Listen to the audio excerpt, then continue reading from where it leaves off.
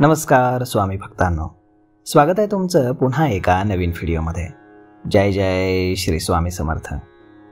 स्वामी भक्तांनो, मोरपीस दिसायला जेवढं सुंदर आहे तेवढ्याच ते कामाचे देखील आहे. मोरपीस आपल्या काही त्रासांचं निरसन हे करू शकतं. घरगुती क्लेश दूर करण्यापासून ते धनप्राप्तीसाठी मोरपीस हे वापरलं जातं.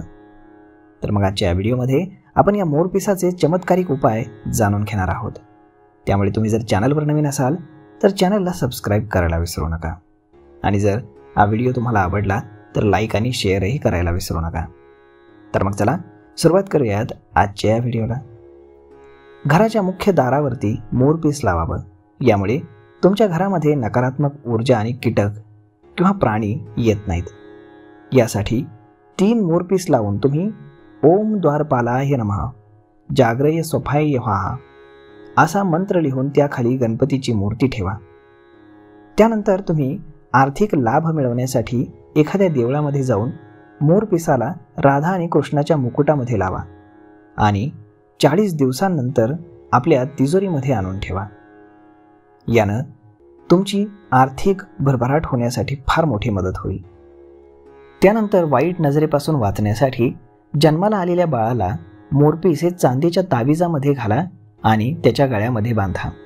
नक्कीच वाईट नजरेपासून त्या बाळाचं कायम रक्षण होईल. त्यानंतर आपला मुलगा हट्टी असल्यास किंवा जास्त रडत असल्यास घराच्या छतावरती मोरपीस लावल्यानं मुलांचा हट्टीपणा हा कमी होईल.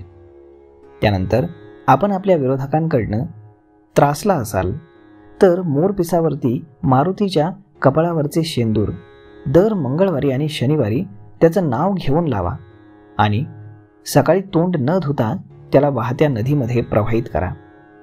असं केल्यानं जो तुमचा विरोधक असेल तर तो ऑटोमॅटिक शांत होईल. त्याच्याकडनं तुम्हाला कुठल्याही प्रकारचा त्रास कधीच होणार नाही. त्यानंतर आग्नेय दिशेमध्ये मोरपीस लावल्यानं घरातील वास्तुदोष नाहीसा होतो. त्यामुळे नेहमी आपल्या घराच्या आग्नेय दिशेमध्येच मोरपीस ठेवावा किंवा आग्नेय कोपऱ्यामध्ये मोरपीस ठेवावा. या व्यतिरिक्त ईशान्य कोपऱ्यामध्ये श्रीकृष्णाच्या तसबिरीसह मोरपीस लावावं.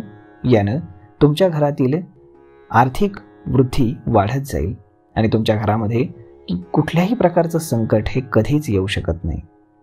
त्यानंतर जर 7 ग्रहांचा अशुभ परिणाम तुमच्यावरती झालेला असेल तर त्यासाठी मोरपिसावरती 21 वेळा श्री स्वामी समर्थ या मंत्राचं उच्चारण करून पाणी शिंपडा आणि त्याला चांगल्या जागी ठेवून द्या, जिथून हे आपल्याला घरामध्ये आल्यानंतर सर्वप्रथम दिसेल अशा ठिकाणी.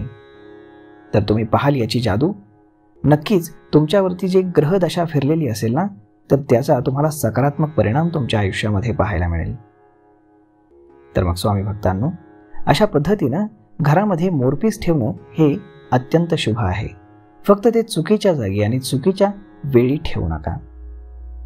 तर मग स्वामी भक्तांनो, हा व्हिडिओ, ही माहिती तुम्हाला कशी वाटली हे तुम्ही आम्हाला कमेंट करून नक्कीच सांगा. आणि जर आवडली असेल तर आपल्या जवळच्या मित्रमंडळींसोबत देखील हा व्हिडिओ तुम्ही शेअर करायला विसरू नका. धन्यवाद.